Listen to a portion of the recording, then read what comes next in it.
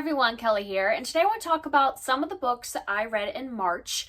I ended up not doing a mid-month wrap-up, and so I have a lot of books to talk about. So I'm going to split this into two parts. I'm going to do like my middle grade March books in a second video that'll come out soon. So this one has all of like the graphic novels I read because I did participate in the Let's Get Graphic readathon towards the beginning of March, and so I read several graphic novels during that time, and then some sprinkled. Some of those are middle grade, but I just needed a way to split these. So all my graphic stuff, and then I had some adult books. Some of those were carry-ons, like carry-throughs from February, and some I just picked up in March. So that's what I'm going to talk about here, and then my middle grade books will all be in my next wrap-up. And it turned out that March was a really great month for me. All the ones I'm going to talk about in this video are either 4 or 5 stars. So no duds in this in terms of the graphic novels and the adult books. I do have my cat in my lap, so if you see like him pop up or you're wondering what I'm doing, he just always comes when I'm filming. So let's start with the graphic novels because I don't think I have as much to say about them. So let's start with my 4-star books. I read both Garlic and the Vampire and Garlic and the Witch by Bree Paulson. Garlic and the Vampire is the first one, and this one was super cute. I gave both of these 4 stars, but I liked the first book better. We're just following this little Garlic. So in this world, like, this witch has all of these vegetables that are helping her grow more vegetables. But the vegetables that are doing the growing, like, are sentient and walk around and talk and, you know, all that. And then they're just growing regular vegetables that aren't sentient. And we're following little Garlic that's just kind of afraid of a lot of things and then has to go out and, you know, greet this vampire because all of the other vegetables are afraid, but they're like, you're Garlic and vampires are afraid of garlic, so you should be the one to go. And this one I think is really great. It was super cute. I loved Garlic and the vampire and all the characters, and I really love the artwork. It's very fall-like, like just the colors are very much like this palette of colors throughout. And this is one I would read with my kids too, because I think it teaches some good things about, you know, standing up to your fears or trying new things, not even like confronting your fears, but just to try things and see where it goes and see what's out there. So I like this one a lot. The sequel, I still liked the characters. I still liked this, but I didn't love it as much. I felt like the theme in here was almost like puberty, which as an adult, I didn't really like care too much for that theme. And then I'm like, well, even though the art in this is very good for like my kid, she's not ready to go through puberty, so it doesn't really work for her. So it just didn't have as much impact on me as a reader. I mean, there's probably other themes in here, but that's like the theme that stood out to me because Garlic is going through a big transition in how she looks and all that, and so it just kind of feels like a, you know, like metaphor for puberty. So yeah, those are really cute though. I like the art. And then I read 2 of the Tea Dragon books, which I don't have the second book, Tea Dragon Festival, because I had to return it to the library. And actually that might count towards April. Like maybe I read that, didn't finish it until April, but who cares? I'm just gonna talk about it now because I don't have the book anyways. So I read the Tea Dragon Society is the first one. Tea Dragon Festival is the second one. And they're like companion books. There are some characters that overlap, but they're not like direct sequels. Like the second book is actually like taking place years before this one. And these are by, I think the author now goes by Kay O'Neill. And this one, the artwork also is beautiful. Yeah, it just has very similar colors to the last one, very fall-like colors. And these are just like warm hug kind of stories. And not a lot of plot happens. We're just following these people that are taking care of tea dragons, which are these teeny tiny little dragons that almost look, this one looks kind of like a puppy, but they're little tiny dragons that grow tea leaves. It's very like cozy. I gave both of them 4 stars because the art was beautiful. It was cozy, but it's not something I'm going to necessarily go back to a lot for any kind of plot or character really. But in terms of it being pretty, I'll definitely continue reading anything else that comes out in this series because I just like the art. And there's a game, and my daughter really wants to get the game because she also likes the artwork, and so we're probably going to get the game so we can just look at the art all the time. And I think in the game, you're just like taking care of the tea dragons is the whole point of the game. So it's like a cozy little game. The thing I do want to mention about the second book, Tea Dragon Festival, is I really appreciated in this one we have a character who is deaf, and we actually see signing in the like artwork. So they show signs, and then and the way that the author does the like voice bubbles, they distinguish between when it's sign language and when somebody that is speaking is using sign language and talking at the same time. And I just really appreciate that, especially if you're going to read these with your kids or give them to your kids, that it's like introducing how you would do sign language in like a graphic novel. So I have enjoyed that series so far. I read a child's Introduction to Norse Mythology by Heather Alexander with my daughter, because we're learning about Norse mythology and the Vikings right now. And this one kind of goes through, you talk about all of the like gods, and then it does like the stories. I wouldn't say the artwork is my favorite. I didn't end up rating this because it was something I read with my kid, and I probably wouldn't have read it if it wasn't for her. I'm trying to see if I can show you more artwork that isn't like gruesome, because not that this is like really over the top gruesome, but there is like wars and stuff happening, but it is on the child's level.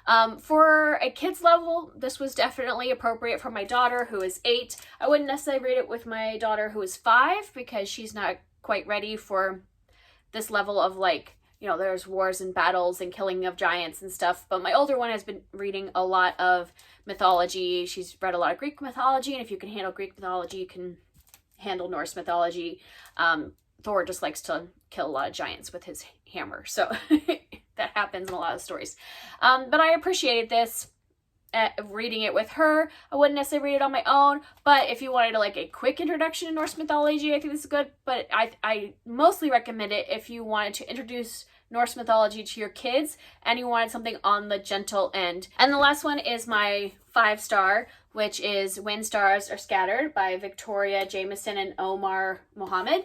And this is Omar's memoir told in a graphic novel about his time in a refugee camp in Kenya. And so it's him and his brother. So they are there together. And the story is just amazing. Like, I mean, just seeing what it was like for them growing up in this refugee camp, you know, and it follows quite a few years of their childhood into like kind of teenage years. And I just really appreciated learning about that. That's something I'll definitely keep to pass on to my kids when they get a little older, and I want to expose them to learning about different people's experiences, especially about the refugee experience. So I just think this is a really important read, and I liked seeing it through the graphic novel version. I just thought that was a nice way to learn about it, especially for children.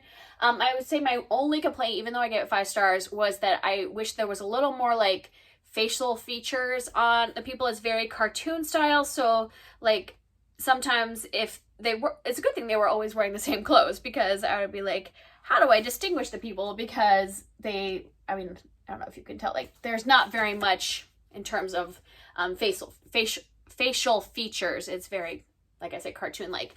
That was only like a very minor complaint, that there were a couple times when they would change clothes and I'm like, okay, let me distinguish who my people are again. But other than that, the story, like, you know, you can't say anything. It's his story. And I think it's an important story to tell. So 5 stars for that. Now on to just like the adult books I read, because I read mostly middle grade. I just picked up a few things that were for an older audience. For the Tor.com readathon, I picked up Even Though I Knew the End by C.L. Polk, which was the group read. And then I ended up missing the group read conversation, but it doesn't matter. I can go and watch it later. This is a novella. And okay, so the problem with this one is this was really entertaining, but I have forgotten basically everything. So I'm trying to think of like a description. I might have to just look in here. So we're following a detective that's diving into the affairs of Chicago's divine monsters to secure a future with the love of her life. Yeah, sounds about right. So we follow this detective, their relationship with the woman they love, and then just like working to discover what's going on. Like, I think there's someone dead at the beginning. See, that's what I'm saying. I can't remember any details about this. It just like, I remember the time enjoying it. I gave it 4 stars because at the moment I was reading it, I was enjoying it. But then as soon as I finished, everything went away.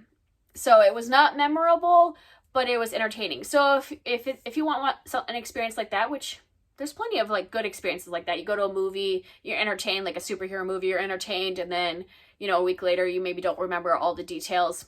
That's what this was for me personally. I do remember there were times it was bugging me because this takes place in like an alternate 1920s, I think it is, 1920s, 1930s, somewhere around that. And there was a lot of the lingo that like distinguished what time period, but I got really tired of everybody being called like baby and doll. And so that was kind of bugging me after a while, but that's the only thing I remember in terms of complaints. Other than that, it was an entertaining read. And then I had a reread because, you know, like halfway through the month, I just wanted some comfort reads. So I picked up some different rereads. Some I didn't finish until April, so I'm not going to talk about those. But the one I did finish was Duel of Fire by Jordan Rivet, which is the beginning of a series. And I wanted to reread this series this year because I never finished it. I read the first 3 books, and it's a 5-book series. And so I needed to start over. And this was a quick audiobook listen, because a lot of times I don't like to listen to middle grade books, so I wanted like something to pick up, so I picked up something adult to read, or I think this might actually be young adult. But anyways, this one we are following our main character, who is a duelist, so like Duel of Fire. So she wants to become a professional duelist, so she needs to like try to get a sponsor. Dueling is like really big in this area that she lives in, this kingdom that she lives in, and she's really good at it. So she's hoping to get a sponsor because her parents want her to go into the family business of like lantern making, but she wants to duel because it's her passion. And then she ends up meeting the prince of her kingdom because the guy who like is teaching our main character is trying to teach the prince also to duel, to use a sword. And, you know, the prince isn't taking it seriously. And so she ends up having to like basically tutor the prince, and they become friends and everything. So this one, I really enjoy it. I gave it 4 stars the first time, gave it 4 stars this time. I'm excited to continue. I like this world. It's really interesting. Her dad has the ability to, he creates these lanterns, and he has magic to like work the fire. So he can like, you know, manipulate fire. And so that is kind of cool, little magic system that's happening. There's a lot of political stuff going on in the kingdom, and she gets involved in that obviously as she becomes friends with the prince. And I really like it when books follow kind of like a passion of a person that I don't know about. And so like dueling, fencing, all that kind of stuff, I don't know anything about that. And so I found it really interesting, and there's a lot of it in here because sometimes you see something like that, oh, this person, you know, has this skill, and then you hardly ever see it in the book. This one, she duels a lot. Like we get to see her go into these contests. We see her also like practicing, and like the people that she practices with, and like actually go through several of her matches and all that. And I just really appreciate that we're following somebody doing something that they're passionate about, and we actually get to learn about it. And then next I have a couple things that were like short story or essays. So I have spread them out between like I started them in February, finished them in March. The first is a short story collection. I read Exhalation by Ted Chiang, and this is a collection of sci-fi short stories, and this one was really good. I gave it 4 stars. I really enjoyed it. You know, with a short story collection, it's harder to get a 5-star, and in this one, it was close because I had rated so many of these 5 and 4 stars, but there were like 2 of them that just didn't work for me. They were a little more technical, and that's why, so it's not that they were bad stories, it was just that I got lost in the sci-fi on those 2 stories. But for the most part, most of these weren't so technical in the like science stuff that I could follow it and I could enjoy the themes. There's a lot of themes in here about the human condition, and whether that's put in like the future or whether we're talking about something that is like maybe a current topic, but the author is kind of twisting it around into a science fiction realm, but like it's something that we are debating now amongst ourselves. He's just putting it in a different setting, and I just really appreciated a lot of these. So I will definitely be continuing and reading his other short story collection that I know about, and I would recommend this if you like sci-fi short stories. And the audiobook is really good. I read some of this physically, and then I switched to the audiobook because the audiobook has several narrators, and I like it when a short story collection has several narrators, because when you have the same narrator the whole time, it gets kind of confusing of like, you know, splitting up the short stories in your mind. Where this one alternated between, I think, 3 different narrators. So like we wouldn't have the same narrator back to back. So it was really easy to distinguish when a story was done. And I really enjoyed so much of this. So yeah, I don't know what else to say. The very first one is my favorite. If you just want to know like what my favorite one is, called The Merchant and the Alchemist's Gate. And that one is very much like almost like a mythology / sci-fi. It's like time travel mixed with like kind of storytelling. So it has very much that kind of almost like 1001 Nights, because our narrator is the person from the story and telling multiple stories within his story. And so I appreciate that kind of like story within the story, almost like mythology type telling. And then I just found it to be a really entertaining story. It felt very much like a myth. And then a lot of the other ones were more technical than that. So that one was my favorite. And the last thing I want to talk about is Disability Visibility, First-Person Stories from the 21st Century, edited by Alice Wong. And this one I gave 5 stars. And the reason I gave it 5 stars, this is not like every one of these essays is like the best written thing. I gave it 5 stars because I learned a lot from this and I got to see a lot of different people's experiences. And so I'm just prefacing that by saying that because I think that a lot of the complaints in the reviews is that a lot of these people are not writers. This is just the project that Alice Wong wanted to do. Was she wanted to gather stories from a lot of different people with disabilities and have a place that they can put them. So it's not just this book. She's got this whole like project. I think she has a podcast, and then there's also just like she's just collecting the stories as a way of like archiving basically people's experiences. So most of these people are not writers. They're just telling their experience. And I can appreciate that. And I can, sometimes the stories were not well written, but I could still like appreciate that I'm learning and hearing from somebody's everyday experience. And that's why I think this book is important. This does have a wide variety of people's experiences.